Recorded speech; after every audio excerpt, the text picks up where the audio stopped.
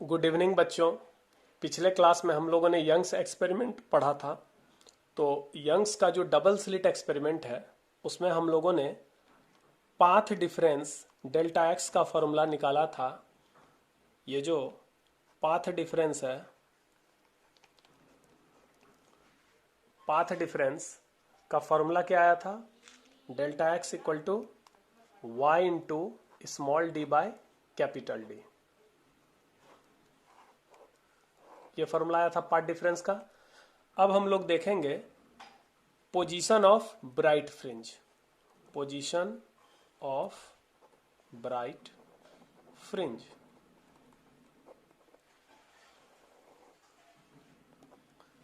यानी हम ये यहां पर निकालेंगे कि bright fringe central point O से कितने कितने डिस्टेंस पर बनता है। पहले तो ये समझ लें कि ये जो स्क्रीन होता है, ये ओ क्या है? सेंट्रल पॉइंट है। ये ओ क्या है? Central point. और ये स्क्रीन है। सेंट्रल पॉइंट ओ पर इंटेंसिटी बहुत अधिक होती है। उसके बाद जो पॉइंट होता है वहां इंटेंसिटी कम होती है। उसके बाद फिर इंटेंसिटी मैक्सिमम, फिर यहां पर इंटेंसिटी मिनिमम, फिर इंटेंसिटी मैक्सिमम। इस तरह से ब्राइट डार्क फ्रिंज बनता है।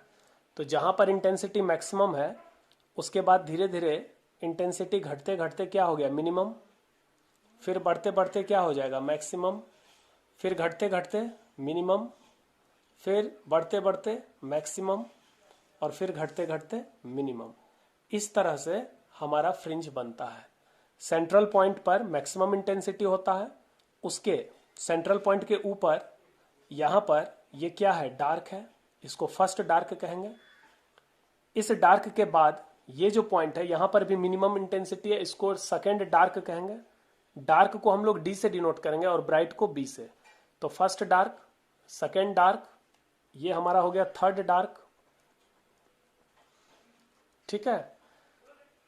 उसके बाद सेंट्रल पॉइंट ओ पर यहां पर तो हमेशा ब्राइट बनता है, इसको हम सेंट्रल ब्राइट कहेंगे, बीओ। सेंट्रल पॉइंट ओ पर इंटेंसिटी मैक्सिमम होती है लाइट की। इस सेंट्रल पॉइंट ओ पर जो ब्राइट फ्रिंज बन रहा है इसको हम सेंट्रल ब्राइट बीओ कहेंगे। उसके बाद जो ब्राइट है ये फर्स्ट ब्राइट होगा। फिर जो ब्राइट है इसको हम सेकेंड ब्राइट कहेंगे। इस तरह से बराबर बराबर दूरी पर ब्राइट और डार्क बनता है। ठीक है। और सेंट्रल पॉइंट ओ के ऊपर जैसे डार्क ब्राइट बनता है, वैसे सेंट्रल पॉइंट ओ के नीचे भी ब्राइट डार्क इस तरह से अल्टरनेट बनता है। तो यहां पर ये इंटेंसिटी घटते घटते मिनिमम हो गया। फिर यहां पर इंटेंसिटी बढ़ते बढ़ते क्या होगा? मैक्सिमम। फिर घटते घटते मिनिमम, फिर बढ़ते बढ़ते मैक्सिमम। तो यहां पर भी ये फर्स्ट डार्क हो गया। सेंट्रल पॉइंट के नीचे फर्स्ट डार्क, फिर ये फर्स्ट ब्राइट, फिर ये सेकेंड डार्क, फिर मिल जाएगा सेकेंड ब्राइट, फिर थर्ड डार्क। तो इस तरह से हम देख रहे हैं कि सेंट्रल पॉइंट के ऊपर भी डार्क और ब्राइट का सीरीज मिल रहा है, सेंट्रल पॉइंट के नीचे भी डार्क और ब्राइट का सीरीज मिल रहा है। ठीक है। और ये जो यहां से यहां तक का शेप है, ये देख रहे हैं, ये हाफ साइकिल की तरह लग रहा है ना देखने में, इसी को हम फ्रिंज कहते हैं। ये क्या है? फ्रिंज। ये फर्स्ट, ये सेंट्रल फ्रिंज हो गया, फर्स्ट फ्रिंज, सेकेंड फ्रिंज, इस तरह से। ये कौन सा फ्रिंज हो गया? Central fringe. यहां से यहां तक क्या हो गया? First fringe. यहां से यहां तक क्या हो गया? Second fringe. फ्रिंज को हिंदी में भी फ्रिंज ही कहते हैं। तो फ्रिंज का चौड़ाई क्या होगा? ये सेंट्रल फ्रिंज देख रहे हैं, इस सेंट्रल फ्रिंज का चौड़ाई यहां से लेकर यहां तक होगा। यानी ये क्या है? डार्क, और ये भी क्या है? डार्क। दो लगातार डार्क। यहां पर देखिए ये भी फ्रिंज है। इस फ्रिंज का चौड़ाई क्या होगा? ये D1 और D2, ये दोनों लगातार डार्क है। तो दो लगातार डार्क के बीच की दूरी को हम क्या कहेंगे? फ्रिंज की चौड़ाई कहेंगे। ये जो फ्रिंज का चौड़ाई है, जिसको इंग्लिश में फ्रिंज विड्थ कहते हैं, वो यहां से यहां तक का डिस्टेंस होता है। यानी दो लगातार डार्क के बीच की दूरी को हम फ्रिंज विड्थ कहते हैं। यहां देखिए, ये वाला फ्रिंज को ध्यान से देखिए। इस फ्रिंज का जो विड्थ होगा वो D2 और D3 के बीच का डिस्टेंस होगा। यानी सेकेंड डार्क और थर्ड डार्क के बीच का जो डिस्टेंस होगा वो फ्रिंज की चौड़ाई होगा। ठीक है, तो दो लगातार डार्क के बीच की दूरी को हम फ्रिंज की चौड़ाई कहेंगे। उसी प्रकार दो लगातार ब्राइट के बीच का भी दूरी क्या होगा, फ्रिंज विड्थ होगा। यहां ध्यान देखिए, ये इधर से देखने पर भी तो फ्रिंज है, तो ये जो डिस्टेंस है ये क्या है, दो लगातार ब्राइट के बीच का डिस्टेंस है, ये B1 और ये B2। इसको आप ऐसे समझिए, मान लो हम पूरे पर्दे को हॉरिजॉन्टल करके दिखा रहे हैं। ये आपका स्क्रीन है, ये सेंट्रल पॉइंट है, यहां पर मैक्सिमम, यहां पर ब्राइट बनता है, ऐसे ब्राइट डार्क बनता है। ये पॉइंट क्या है, सेंट्रल ब्राइट BO। ये फिर क्या है, फर्स्ट डार्क, ये फर्स्ट ब्राइट, ये सेकेंड डार्क, ये सेकेंड ब्राइट। क्लियर है। तो दो लगातार डार्क के बीच का जो डिस्टेंस है इसी को फ्रिंज विड्थ कहते हैं, जिसको हम बीटा से डिनोट करते हैं। ये बीटा हमारा क्या है, ये बीटा है फ्रिंज विड्थ, यानी फ्रिंज की चौड़ाई। तो फ्रिंज की चौड़ाई को किससे डिनोट करते हैं, बीटा, जिसका फॉर्मूला क्या होता है, lambda into capital D by small D. Fringe width का फॉर्मूला क्या मिलता है, lambda into capital D by small D. ये आपका थर्ड डार्क होगा, इसको भी हम फ्रिंज की चौड़ाई कहेंगे, और सारे फ्रिंज की चौड़ाई बराबर होती है। ध्यान रखिएगा, इंटरफेरेंस में यहां पर जो यंग का एक्सपेरिमेंट किस घटना को एक्सपेरिमेंटली दिखाता है, इंटरफेरेंस को। तो इंटरफेरेंस में जितना भी फ्रिंज मिलता है, इस फ्रिंज का चौड़ाई बराबर होता है। ये सारे फ्रिंज की चौड़ाई क्या होती है, इक्वल होती है। तो फ्रिंज की चौड़ाई को कैसे परिभाषित करें, दो लगातार डार्क या फिर दो लगातार ब्राइट। ये जो डिस्टेंस है इसको भी हम बीटा कहेंगे, क्योंकि ये डिस्टेंस और ये डिस्टेंस इक्वल होगा, ये डिस्टेंस और ये डिस्टेंस इक्वल होगा। तो दो लगातार ब्राइट या दो लगातार डार्क के बीच की दूरी को हम क्या कहेंगे, फ्रिंज की चौड़ाई कहते हैं। ठीक है, अब हम यहां पर यह जानने की कोशिश करेंगे कि जो हमारा, ये तो हम जान रहे हैं कि सेंट्रल ब्राइट कहां बनता है, ये जो सेंट्रल ब्राइट है ये सेंट्रल पॉइंट O पर बनता है। क्लियर है। अब हम जानने की कोशिश करेंगे कि जो फर्स्ट ब्राइट है हमारा, वो कितने डिस्टेंस पर बनेगा, कहां से, सेंट्रल ब्राइट से। क्योंकि जितना भी ब्राइट है या जितना भी डार्क है, इसका डिस्टेंस हम हमेशा सेंट्रल पॉइंट से ही मापेंगे। क्लियर है। हमने थ्योरी में भी पढ़ा था कि बिंदु P जो मैंने लिया था, बिंदु P, वो सेंट्रल पॉइंट O से कितने डिस्टेंस पे लिया था, Y। देख रहे हैं, ये जो फॉर्मूला में Y देख रहे हैं, ये Y वही डिस्टेंस है।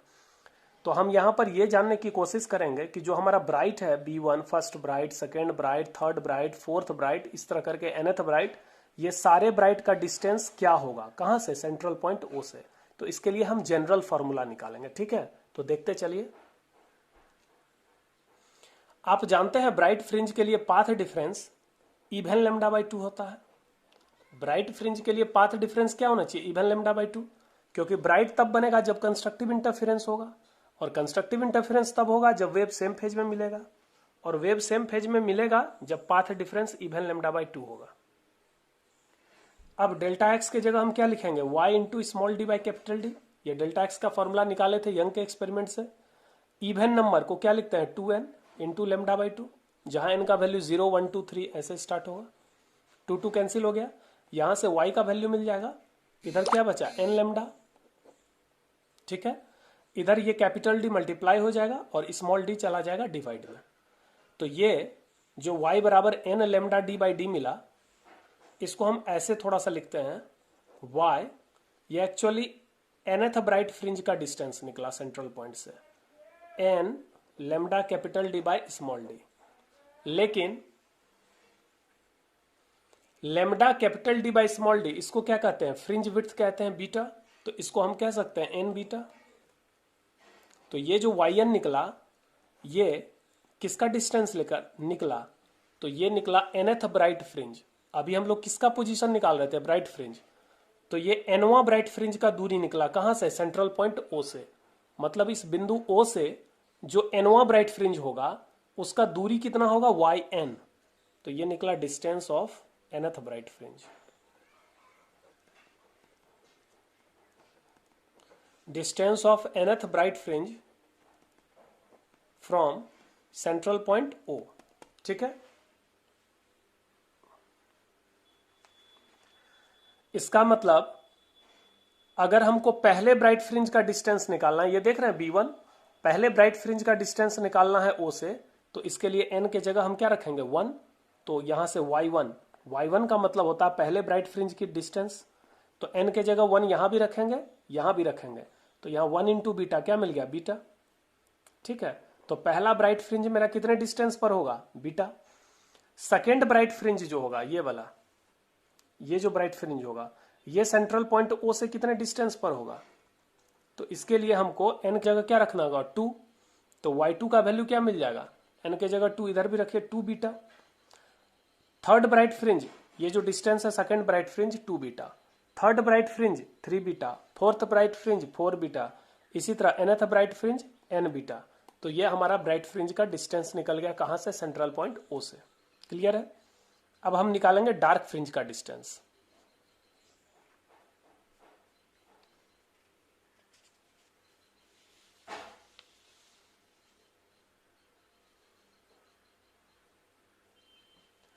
इसको देखिए, position of bright fringe, bright fringe के लिए path difference even lambda by 2 होना चाहिए। पाथ डिफरेंस इवन का मतलब 2n lambda by 2, path difference n lambda. Path difference का वैल्यू हम लोगों ने यंग के प्रयोग से क्या निकाला था, y डी बाई डी बराबर n लेमडा, तो यहां से y का value n lambda D by D, इस y को हम लोग yn कहेंगे, yn बराबर n lambda D by D यानी n बीटा। ठीक है, जहां बीटा क्या है, where beta is lambda capital D by small D, जिसको हम फ्रिंज विड्थ कहते हैं यानी फ्रिंज की चौड़ाई, जहां n का मान क्या है 0 1 2 3 एटसेट्रा। ठीक है, तो यहां पर आप नीचे देख सकते हैं ये जो हमारा सेंट्रल पॉइंट है, सेंट्रल पॉइंट पे क्या बन रहा है सेंट्रल ब्राइट, यहां पर क्या बन रहा है फर्स्ट ब्राइट, यहां पे क्या बन रहा है सेकेंड ब्राइट। ठीक है, तो ये जो फर्स्ट ब्राइट है, फर्स्ट ब्राइट कितने डिस्टेंस पे बनेगा बीटा, सेकेंड ब्राइट कितने डिस्टेंस पे बनेगा 2 बीटा, थर्ड ब्राइट कितने डिस्टेंस पे बनेगा 3 बीटा। ये हमारा फ्रिंज है। ठीक है,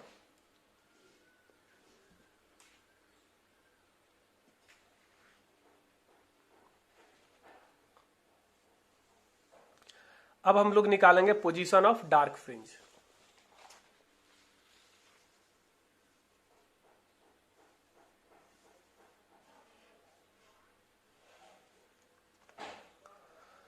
डार्क फ्रिंज के लिए path difference odd lambda by 2 होता है, हम लोग पढ़े थे।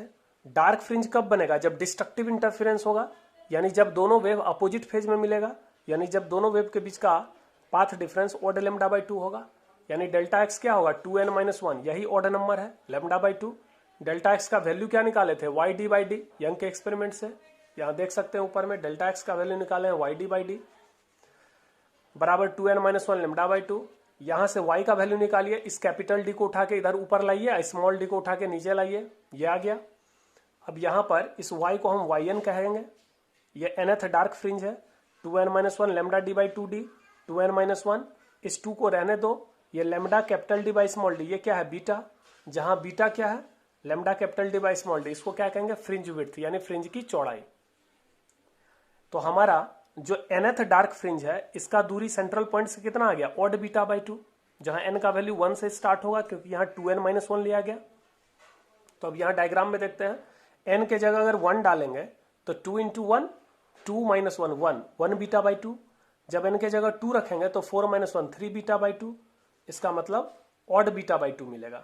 तो पहला जो डार्क है ये तो सेंट्रल हो गया, ये तो सेंट्रल ब्राइट है ना, ये सेंट्रल पॉइंट O है, तो सेंट्रल पॉइंट O से पहले डार्क का डिस्टेंस कितना होगा 1 बीटा बाई 2, सेकेंड डार्क कितने डिस्टेंस पर होगा 3 बीटा बाई 2, थर्ड डार्क कितने डिस्टेंस पर होगा 5 बीटा बाई 2।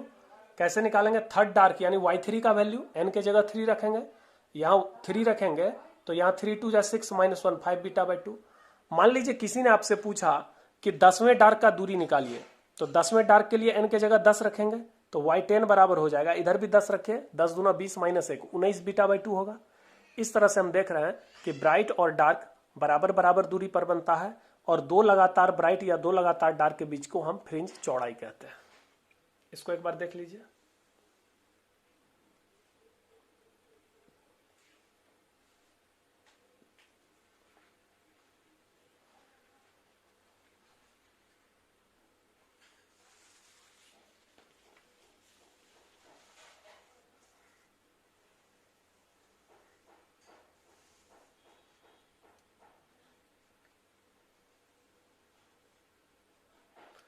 नेक्स्ट टॉपिक है फ्रिंज विड्थ बीटा, फ्रिंज चौड़ाई। The distance between two consecutive bright और dark fringes is called fringe width. दो लगातार यानी दो क्रमागत ब्राइट या दो क्रमागत डार्क फ्रिंज के बीच की दूरी को फ्रिंज चौड़ाई कहते हैं। तो बीटा का वैल्यू कैसे निकालेंगे? तो वाई एन प्लस वन का मतलब हो गया N plus one th bright minus Y N. देखिए तो जैसे कि तीसरा और चौथा लगातार नंबर हुआ, पांचवा और छठा लगातार नंबर हुआ, वैसे एन और एन प्लस वन ये दोनों लगातार नंबर है।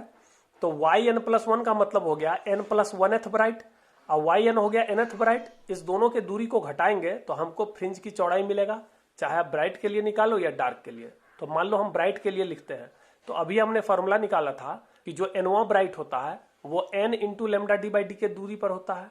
तो N plus one th bright कितने डिस्टेंस पर होगा? N plus one lambda D by D. इसमें इसको जब घटाएंगे तो क्या बचेगा? Lambda D by D. तो ये बीटा का फॉर्मूला निकल गया।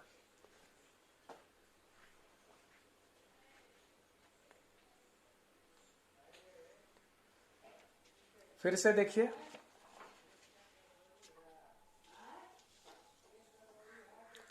Position of bright fringe nth bright Y N यानी सेंट्रल पॉइंट ओ से एनवे ब्राइट फ्रिंज कितने डिस्टेंस पर होता है? N lambda D by D.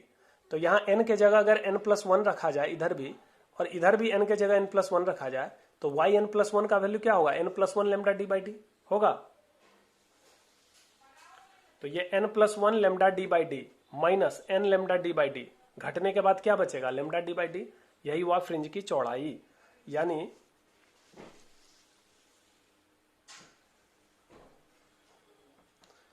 Central point O से nth ब्राइट कितने डिस्टेंस पर होगा? Y N.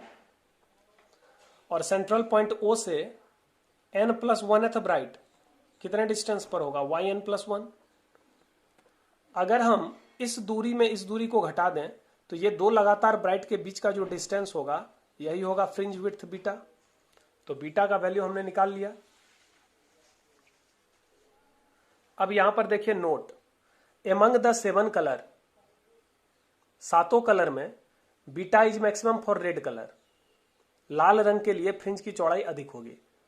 यंग के एक्सपेरिमेंट में आप जो सोर्स ऑफ लाइट यूज करते थे, ये जो हमारा यंग्स का एक्सपेरिमेंट होता है, यहां पर एस क्या है? Source of light. ये मोनोक्रोमेटिक सोर्स ऑफ लाइट है, यानी सिंगल कलर लेते हैं। तो अगर हम बारी बारी से एक बार रेड कलर लेकर यह एक्सपेरिमेंट करें, एक बार ब्लू कलर लेकर, एक बार येलो कलर लेकर, तो यहां एस सोर्स को बारी बारी से सातों रंग का प्रयोग करें तो किस रंग के लिए फ्रिंज की चौड़ाई का मान सबसे अधिक आएगा? ठीक है, तो फ्रिंज बनेगा ना। आप रेड लाइट लीजिएगा तो भी फ्रिंज बनेगा, bright dark bright dark. Violet लीजिएगा तो भी फ्रिंज बनेगा। तो किस कलर के लिए फ्रिंज की चौड़ाई का मान सबसे अधिक आएगा? तो फ्रिंज विड्थ का जो फॉर्मूला होता है लेमडा डी बाई डी, इसमें ये स्मॉल डी और कैपिटल डी ये तो कांस्टेंट है, क्योंकि ये दोनों स्लिट का बीच का दूरी और ये स्लिट और स्क्रीन के बीच का दूरी ये तो कांस्टेंट रहता है। तो यहां तो लेमडा बदल रहा है, तो बीटा जो आया, ये बीटा किसके प्रोपोर्शनल होता है? बीटा प्रोपोर्शनल किसके होता है? बीटा प्रोपोर्शनल लेमडा के होता है। इसका मतलब जिसका लेमडा ज्यादा होगा उसका बीटा अधिक होगा। यानी चूंकि रेड लाइट का beta proportional lambda, red light का लेमडा ज्यादा है वायलेट से, इसलिए बीटा रेड लाइट का ज्यादा होगा। तो ध्यान रखिएगा, लाल रंग का जो फ्रिंज चौड़ाई होता है वो अधिक होता है वायलेट से। अगला क्वेश्चन है, what are coherent sources? Coherent source क्या है हम लोग पढ़ चुके हैं। For interference why coherent source are necessary? Interference होने के लिए, यानी स्क्रीन पर जो वो ब्राइट और डार्क फ्रिंज बनता है वो कब दिखेगा आपको, यानी इंटरफेरेंस की घटना को देखने के लिए आपको कोहेरेंट सोर्स लेना जरूरी है। क्यों? For interference why coherent sources are necessary? कलाबद्ध स्रोत क्या है? व्यतिकरण के लिए स्रोत का कलाबद्ध होना क्यों जरूरी है? तो इंटरफेरेंस तब होगा जब हमारा S1 और S2 कैसा सोर्स हो? कोहेरेंट। इसीलिए यंग ने डबल स्लिट एक्सपेरिमेंट किया था ताकि S1 और S2 क्या हो? दो कोहेरेंट सोर्स हो। अगर हम दो इंडिपेंडेंट सोर्स लेंगे, दो अलग अलग बल्ब लेंगे, मान लीजिए यंग का जो एक्सपेरिमेंट है, यंग ने जो प्रयोग किया था, यहां पर S1 और S2 दोनों क्या है? स्लिट है, जो दो कोहेरेंट सोर्स की तरह काम करता है। अगर यहां पर एक बल्ब लगा दें, यहां दूसरा बल्ब लगा दें, तो ये दोनों इंडिपेंडेंट सोर्स हो जाएगा और तब आपको ब्राइट डार्क फ्रिंज बनता हुआ नहीं दिखेगा। तो इसका मतलब ब्राइट डार्क फ्रिंज कब बनेगा, यानी इंटरफेरेंस की घटना कब होगी, जब आपका कोहेरेंट सोर्स होगा। तो इसीलिए इंटरफेरेंस के लिए कैसा सोर्स होना चाहिए, कोहेरेंट। पहले आइए समझते हैं कोहेरेंट सोर्स क्या है। तो हम लोग पढ़े हैं, two sources are said to be coherent if waves emitted by them have a constant phase difference. दो सोर्स तभी कोहेरेंट होगा जब उनसे निकलने वाले वेव के बीच का फेज डिफरेंस टाइम के साथ क्या रहे, कांस्टेंट।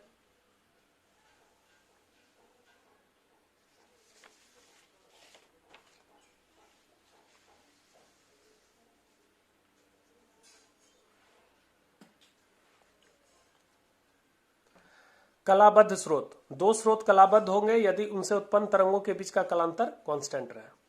अब देखिए कोहेरेंट सोर्स क्यों जरूरी है। Due to interference the resultant intensity at a point will be. I का हम लोगों ने यह फॉर्मूला पढ़ा था जहां डेल्टा फेज डिफरेंस है। तो जब पहला और दूसरा वेव आकर इंटरफेयर करता है, यहां डायग्राम में देख सकते हैं आप,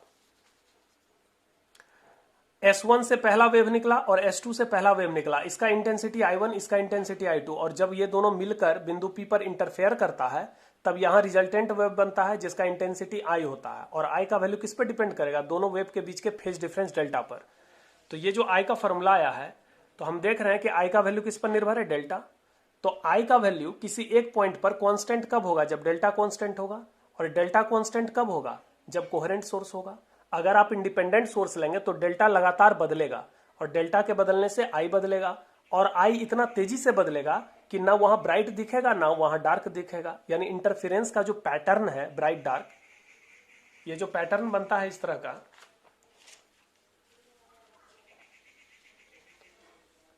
इसको इंटरफेरेंस का पैटर्न कहते हैं। ये क्या है, इंटरफेरेंस का पैटर्न है। तो ये जो ब्राइट डार्क का पैटर्न मिलता है, ये पैटर्न आपको नहीं मिलेगा। ये पैटर्न तब मिलेगा जब किसी एक पॉइंट का फेज डिफरेंस कांस्टेंट रहे। स्क्रीन पर तो करोड़ों पॉइंट है, हर पॉइंट का फेज डिफरेंस अलग अलग है। यहां पर बताए थे फेज डिफरेंस 0 होता है, यहाँ पाई, 2 पाई, 3 पाई, 4 पाई, 5 पाई, 6 पाई। तो जिस पॉइंट पर जो फेज डिफरेंस है वो कांस्टेंट रहना चाहिए। अब मान लो यहां पर फेज डिफरेंस 2 पाई है, तो इसका मतलब ये अभी 2 पाई है तो 10 सेकंड के बाद भी यहाँ 2 पाई रहना चाहिए। अगर यहाँ पर 2 पाई के बदला पाई हो जाए तो इसका मतलब यहाँ डार्क ब्राइट नहीं बनेगा, फिर यहाँ डार्क बनेगा। और ये लगातार बदले, बहुत फास्ट बदले, तो यहाँ ब्राइट डार्क इतना फास्ट चेंज होगा कि आपको ना ब्राइट दिखेगा ना डार्क, लगेगा कि एक जैसा लाइट है। तो इसलिए इंटरफेरेंस पैटर्न नहीं दिखेगा। तो इंटरफेरेंस पैटर्न तब दिखेगा जब हर एक पॉइंट का इंटेंसिटी कांस्टेंट हो। और इंटेंसिटी कांस्टेंट कब होगा, जब डेल्टा कांस्टेंट होगा। और डेल्टा कांस्टेंट कब होगा, जब कोहेरेंट सोर्स होगा। तो यहां पर इसी बात को लिखे हुए हैं, interference pattern can be seen on the screen. Screen पर इंटरफेरेंस पैटर्न तब दिखेगा इफ आई रिमेन्स कांस्टेंट, अगर आई का वैल्यू क्या रहे, constant. But I will remain constant, लेकिन ये आई कांस्टेंट कब होगा, इफ डेल्टा रिमेन्स कांस्टेंट, यदि डेल्टा कांस्टेंट होगा। आई कांस्टेंट कब होगा, जब डेल्टा कांस्टेंट होगा। So two independent sources can not produce interference, hence coherent sources are necessary for interference.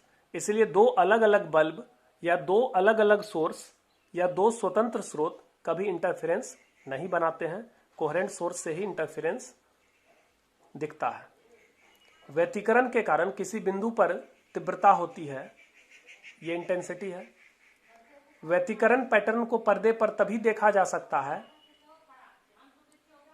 जब आई कांस्टेंट रहे, लेकिन आई कांस्टेंट तभी रहेगा जब डेल्टा कांस्टेंट हो।